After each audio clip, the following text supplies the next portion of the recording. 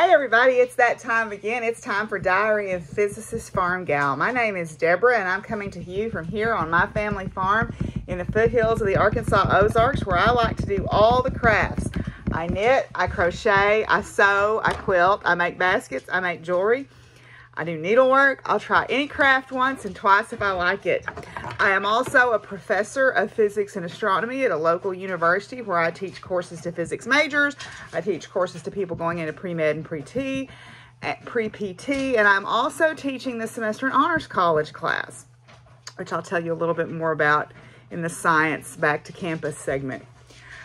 And last but not least, yes, I am a farmer. I am a third-generation family farmer here on my 170 acres that my family's lived on for over a century. I raise grass-fed beef cattle, I raise horses, I have a flock of heritage poultry, I have show-quality rabbits, and I am a retirement home to a herd of miniature horses, miniature donkeys, a miniature mule named Pumpkin who thinks she rules the roost, and of course, Princess Penny, the pot-bellied pig, the protector of the poultry, although we have a little snafu with the poultry, which I'll get to in a little bit. No fault of Penny's, though.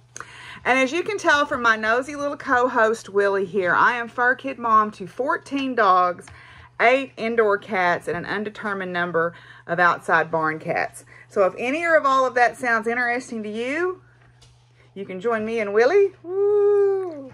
Oh, yes. As we have another episode of Diary of a Physicist Farmgal. Don't bother the cat.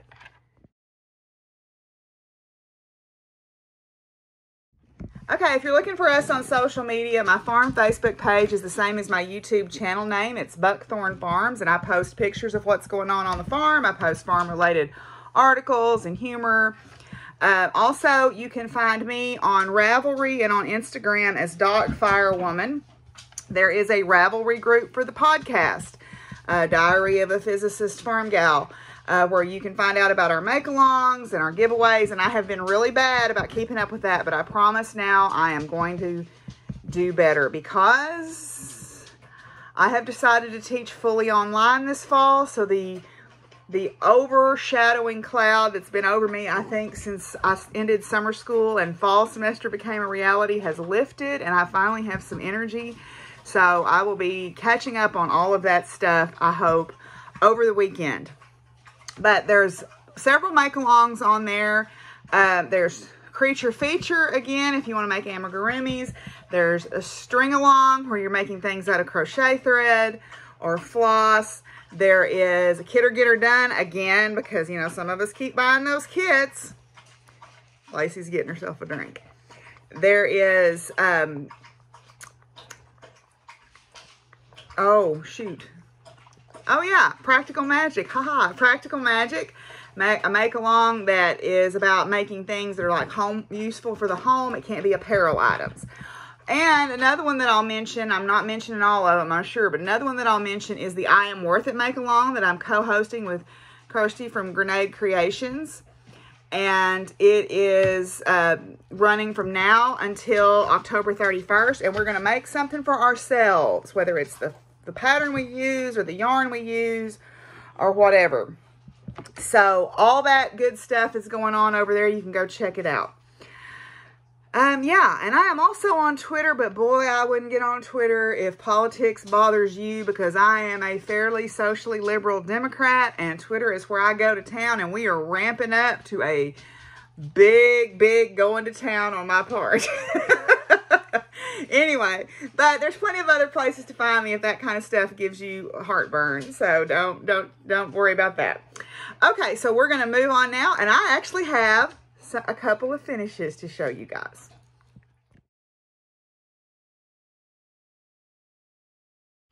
Okay, so I have a couple of finishes. One of them is a fully finished object, an FFO cross stitch.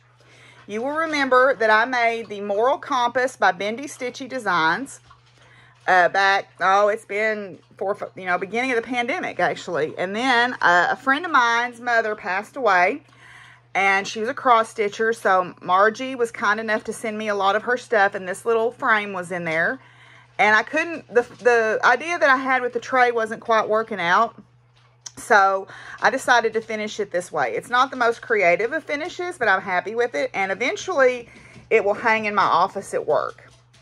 So I used what I had, buttons that I had, ribbons that I had, even the flannel or the felt on the back is some felt that I had.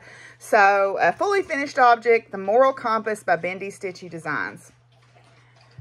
Now, another sort of finish that I have is my Animal Almanac for June. My Animal Almanac for June, I'm behind. Yes, of course, you know, that's the way it goes. By Frosted Pumpkin Stitchery. Here is my June block. It's S'mores, the panda. So S'mores is going camping. There, you can see. All right. So I haven't started the next block yet, but I've got 2 to catch up on. I think July is a puppy dog and August is a koala bear. So I'll get started on those here before too much longer. This poor thing's starting to get really dirty because I'm kind of a messy person. Big surprise there, owning all these animals, huh? Okay, so put that back in its little hoop there. I might work on that a little bit later. So the next 2, I don't think I've got the pictures in here, but like I said, July is a dog, I think, a puppy dog, and then the koala is August. So, all right. So those are my 2 finishes. So now we're going to move on and talk about works in progress. And I've also done some work on those.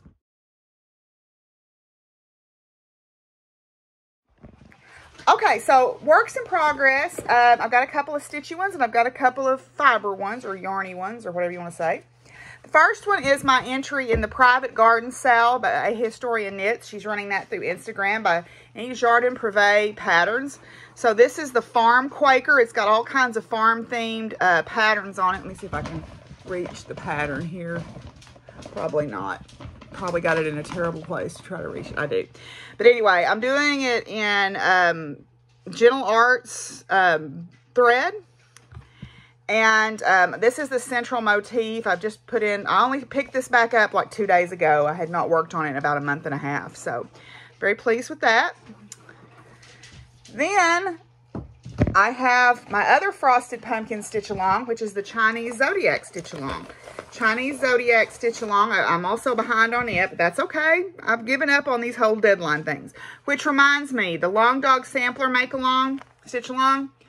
We're not going to be stringent on the deadlines. We're going to start in January. We're going to finish in December. Post your progress as you go. I'll tell you what the hashtag is at the first of the year.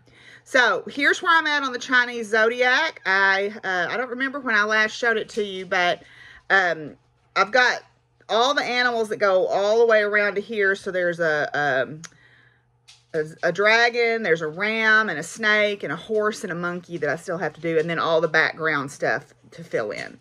So I did the little rabbit a couple of nights ago, and I will just keep on a-trucking. Now, for my fibery stuff, I am getting very close to being finished with the Valentine's doily. I have got them all joined together here. And I'm going around and putting the tops together. And there's lots of little ends to weave in, as Penny pointed out, because, you know, we love those ends. I'm going around and doing these little top joins right now. I've got 3 of them done, 3 more to go. And then there is some stand-up lace that goes all the way around the outside of this thing, and then it's done. So I'm really pleased with how this is looking so far. I mean, you could quit it really once you joined it up and it would be pretty enough, but I want to try the stand-up lace. So that's just in crochet thread, so perfect for the string along. And then the other thing that I've been working on since I've been back to school, so to speak, that means Zoom meetings. Lots and lots and lots of meetings, all on Zoom. So, you know, that means knitting time. So I actually have put some time in on my vagary socks. This is Knitting Expat vagary socks. The last time I showed them to you, they were down here. I picked these back up 2 days ago, and I've gotten this much put on. So my heel marker is right here. Okay, so I'm going to do an afterthought heel. I think I'm going to make them about this much longer again, and then do my cuff in the purple, because I bought a mini. This is String Theory Colorworks yarn. So, yeah, so I'm real pleased with that, and you can really see that pattern showing up now in those vagary socks. So I thought that was pretty cool. Yay for me, I'm crafting again. Yay, so my crafting mojo is back. That's very exciting.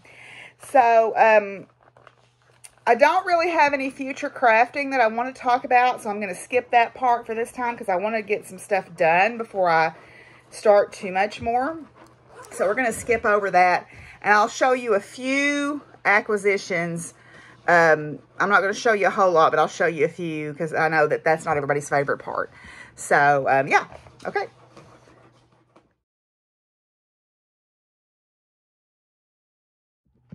Okay, so I'm just going to show you a few selected things of acquisitions that mostly are birthday presents or presents from friends of mine. So first I'll start with this most excellent card. Vanessa and Amelia. Amelia painted this. She sent me this. It's a narwhal looking at the sky. Is that not the most perfect card ever? I just love this so much. And I got many, many Sonic gift cards from everyone, so thank you very much. Then Celeste sent me this beautiful little pen, because she knows I love pen, from Drops of Wonderful. It says, "You are a little drop of wonderful" on it, which I thought was super sweet. There, so, yep. Then Miss Shirley sent me a care package with some things for giveaways, but also she sent me these awesome Halloween buttons. How cool are these?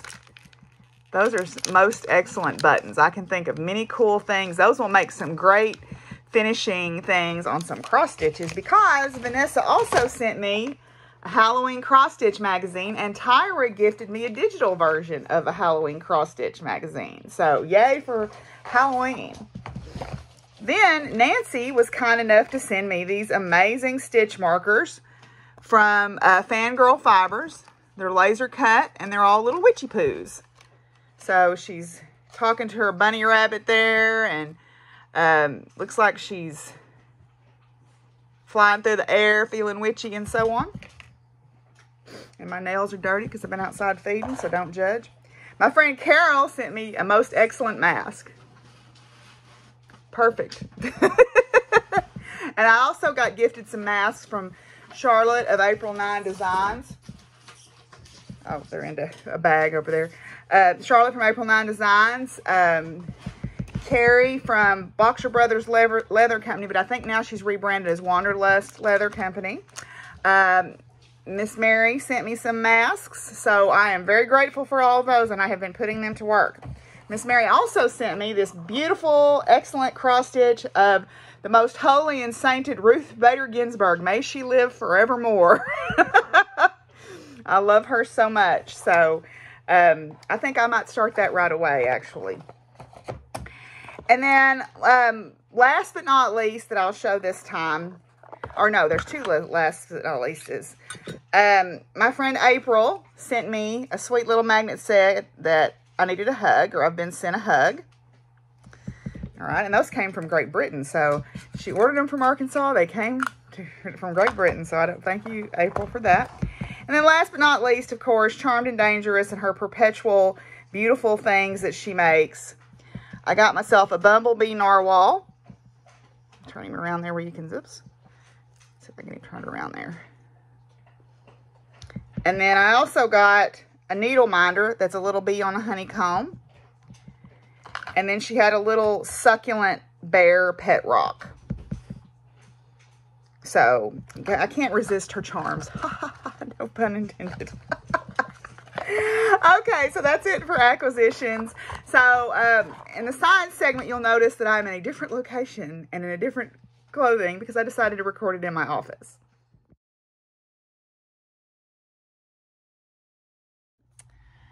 Hey y'all, I decided the best way to get my podcast recorded was to record it in pieces. So I'm going to talk about science sprinkles while I'm in my office getting ready for the new semester.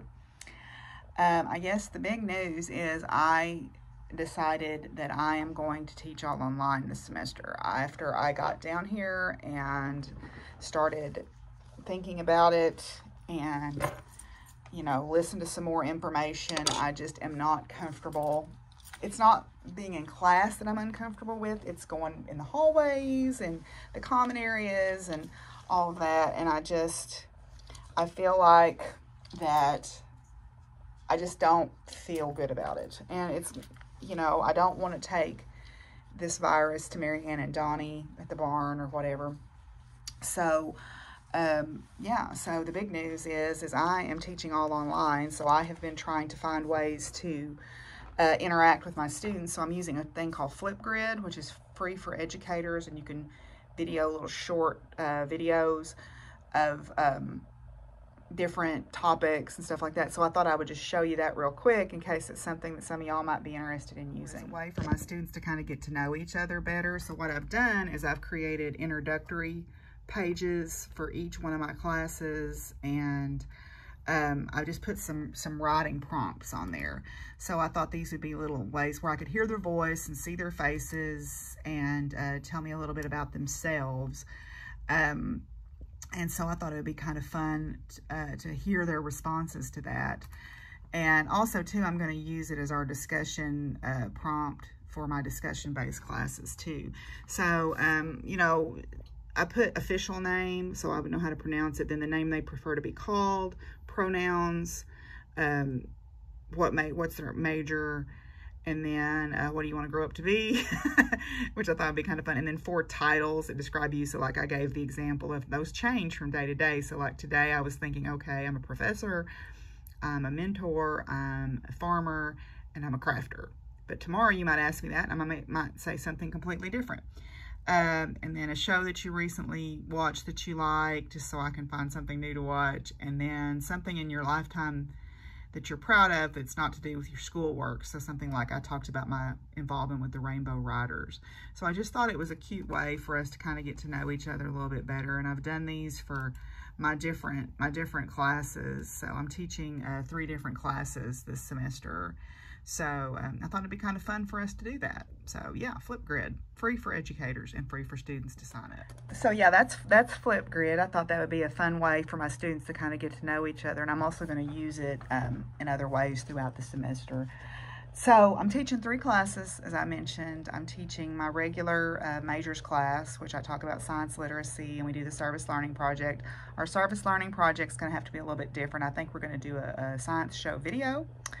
And then I'm teaching the pre-med, pre-PT, you know, biology major, algebra-based physics class that I've done several times. And then I'm co-teaching with Jeremy a class in the Honors College called Science for All. And boy, this pandemic has given us a fertile case study to talk about that. And one thing that I have found really interesting in a scary kind of way, I got to thinking about, you know, why are people reacting the way they are to the science and to experts? Because there's been this very adversarial relationship with science and experts.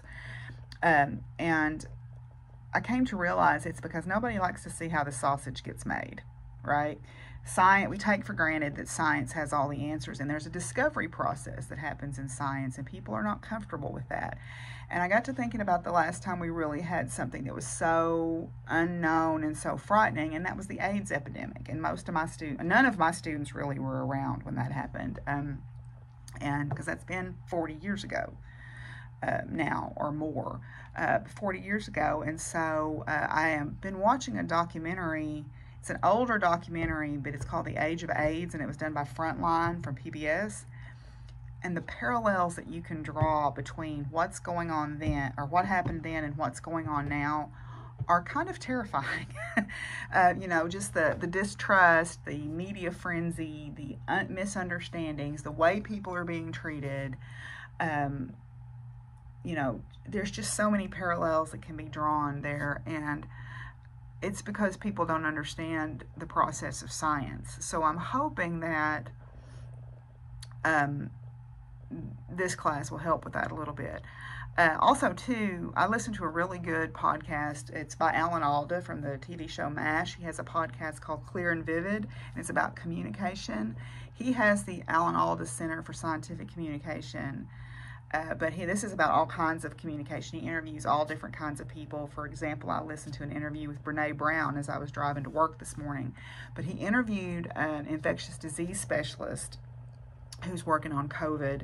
And it was a really easy to understand, you know, very articulate interview. So it's worth a listen. If you haven't listened to the Clear and Vivid podcast, it's high on my list of podcasts to recommend. But yeah, we're back on campus, and we're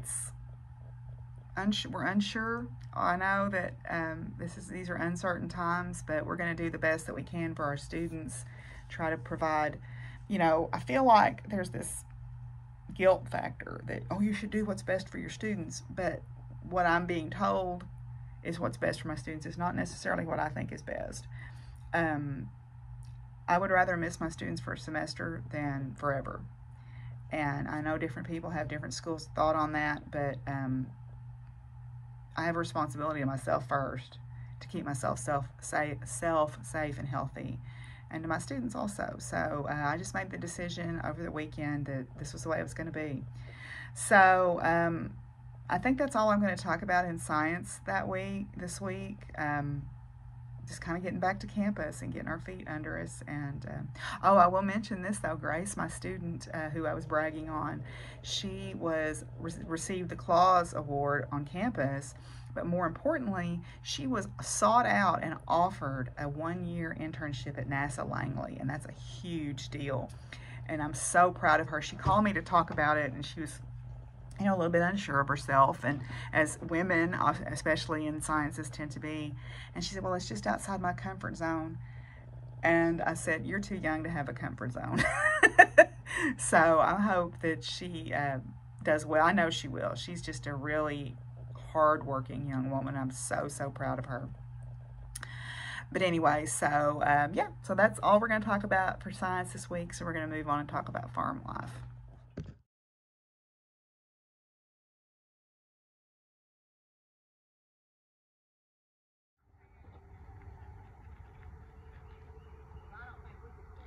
No, this is not it. This is not the arena. Don't be impatient. Y'all go down there and look at that 4-foot drop down there. Take a dip in the pond. Okay, here's our first riders on the arena.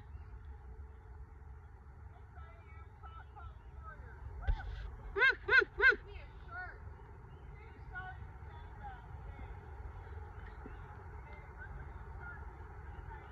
Y'all should wave.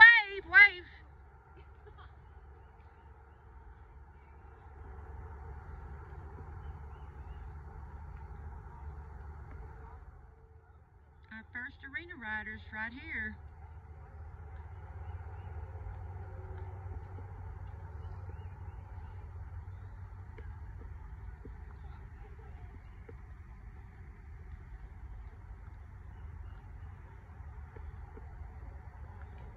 Okay, so I hope you enjoyed my office remote segment for science time.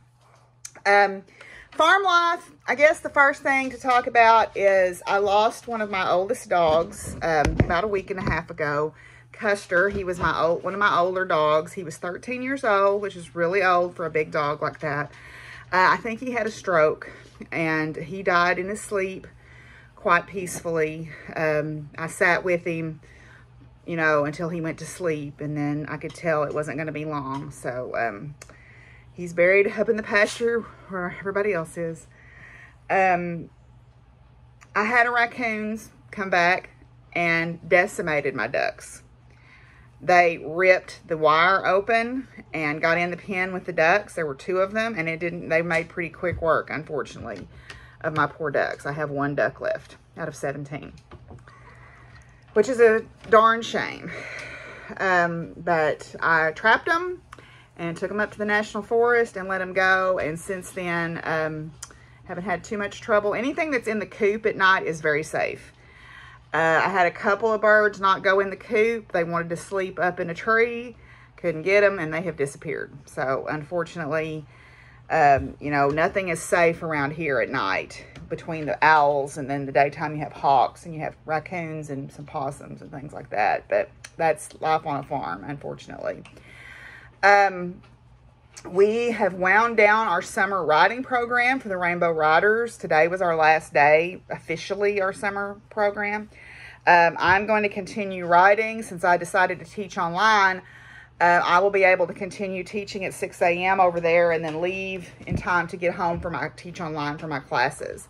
So I am going to have to get an alternator put on my car, though. I've noticed my battery light is coming on now, and so it's time to replace the alternator on my car. Other than that, we're just kind of muddling along. You know, this time of summer is hard because we're needing rain. It's starting to slowly cool off. You can definitely feel the breath of fall in the air. But you can tell the earth is tired and it's winding down for a rest, and that needs to happen. Calves are all seeming to be doing good. And the fence has stayed fixed. Yay. The garden is pretty well played out. I still have hot peppers that are making and okra. I'm getting a second blush of a lot of things since it's cooled off. My tomatoes are blooming again, so I might get a few more. My gourds have taken over everywhere. I mean, they've just gone everywhere, which is, you know, what gourds do. I thought about replanting some squash and some beans, and then I kind of thought, this was before I decided to teach at home. And because I thought, well, I don't want to have to deal with it and go to campus and everything like that. So I still could replant. I still have plenty of warm days to make more beans and more squash if I really wanted to do that. But I don't know if I want to mess with it. We'll see. My black-eyed peas are still making too. I forgot about that. Canning. I've got a little montage of canning stuff that I'll slot in here at the end. You can kind of see what's been going on there because there's been a lot going on there.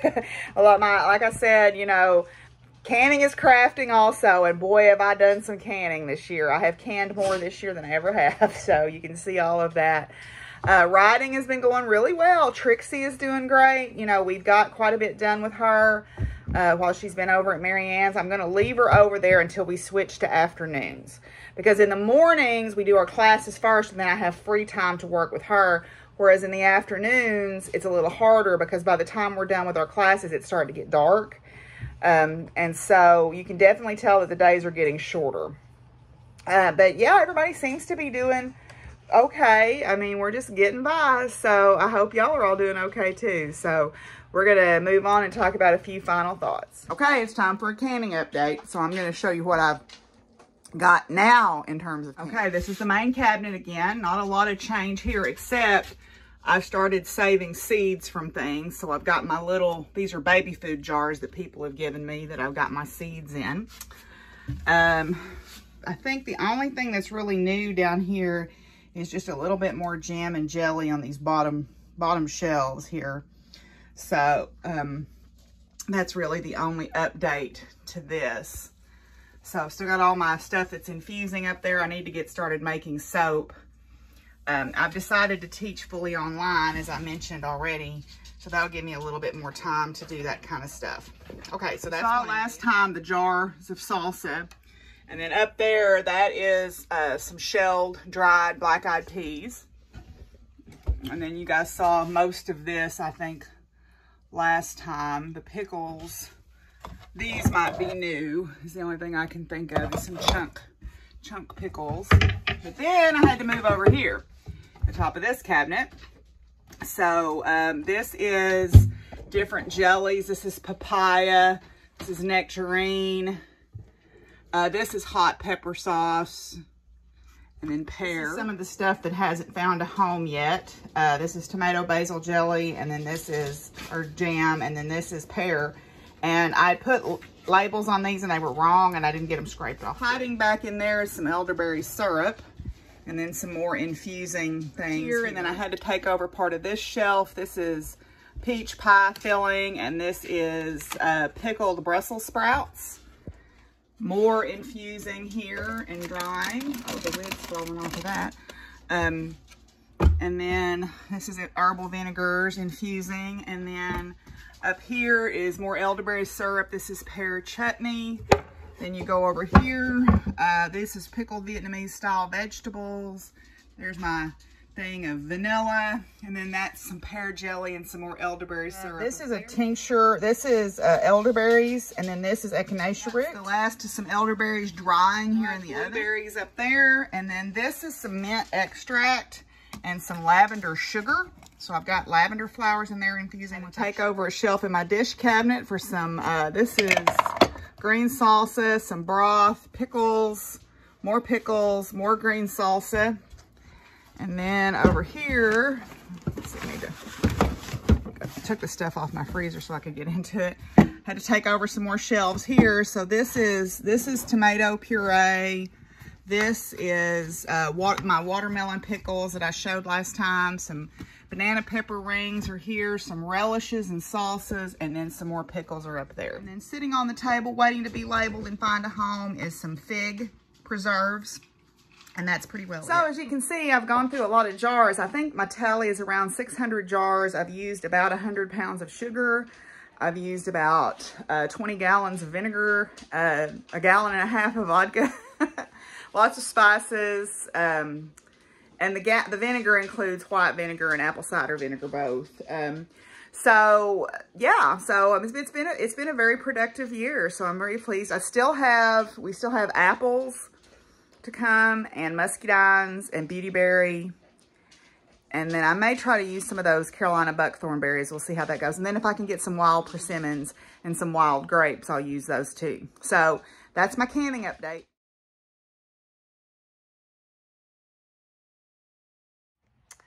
Well, here we are, y'all. 5 months into this situation, or 6 for some of us.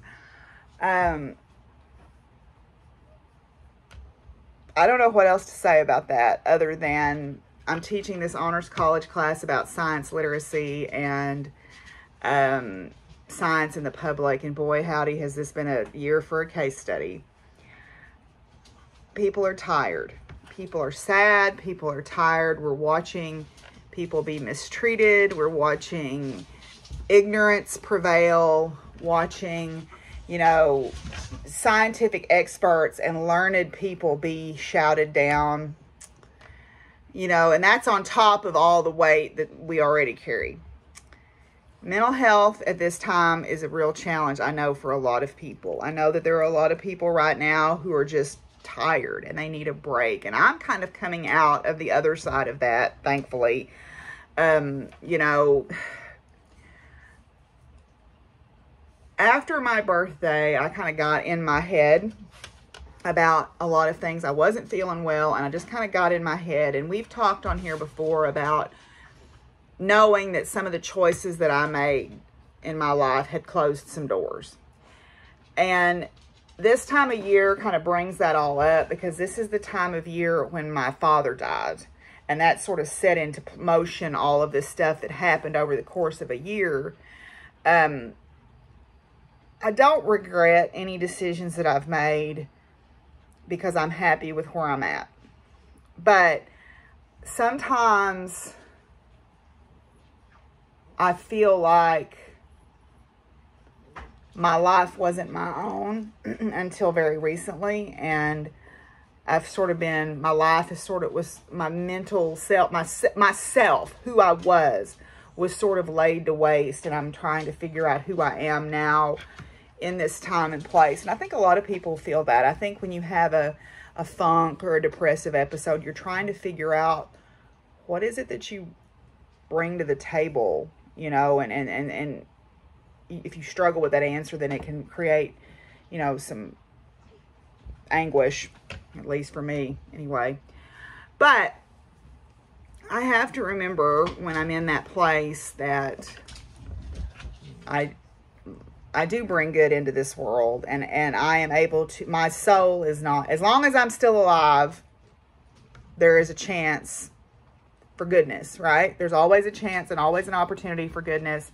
There's always an opportunity to do good and for good things to happen. That's not easy to remember every day. And I'm not telling y'all anything you don't already know. But I was thinking about that, and I was thinking about how I know a lot of people are just tired and feel like their soul is just in desolation, or their spirit is in desolation. So I wanted to read this poem by Nikita Gill. It's called Take This As Your Sign. When will you stop being afraid of everything you can be? I have never seen the sky nor the earth wear their flaws like they are apologies. Instead, they defiantly present them as their truth. Take it or leave it. It's up to you. When will you realize that you can still grow, forest from the scorched earth of your soul? Remind yourself that the moon, even with her scars, is still the fairest of them all. It's the light she gives to the world that matters in the end, the calm of her heart. When will you understand that those broken parts of you have learned how to sing more elegant songs than the loveliest of songbirds? Everything around you is asking you to set yourself free. Become everything that you do not think you can be. So, as we reflect on these times, and on sometimes when we feel sad and hopeless and everything, maybe we need to ask ourselves, are we giving up on growing forests in our scorched earth of our souls? Maybe they can still grow. If you've ever seen where there's been a terrible fire, life returns. Life returns. Life is resilient that way. So, if I can keep Fizzy out of the camera. She was biting me and biting Willie, so he was displeased. But anyway, so I hope y'all are doing good. I'm glad to be back. I hope y'all enjoy this. Tell a friend about the podcast if you think it's worth sharing. I wish you would. And until I see y'all again, y'all be good to each other and take care of each other. And what, Wiggle Willie? I'm going to start calling you Mr. Wiggles. What? Peace out, y'all. Bye.